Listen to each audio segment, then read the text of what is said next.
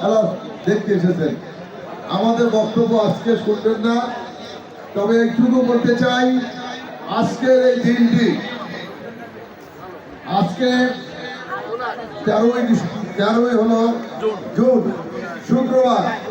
এই দিনটি বাংলাদেশের ইতিহাসে একটি স্মরণীয় অধ্যায় হিসেবে থাকবে, স্মরণীয় দিবস হিসেবে হয়ে থাকবে। এই কারণে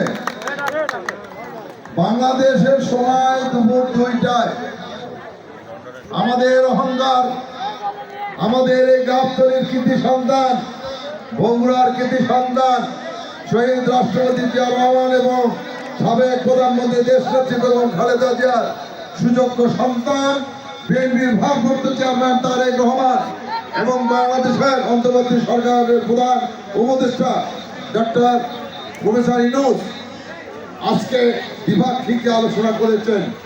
আমরা বিশ্বাস করি, মনে করি আজকে আলোচনার মধ্য দিয়ে বাংলাদেশে যেটি কালো মেঘ দেখা যাচ্ছিল সেটি কেটে যাবে।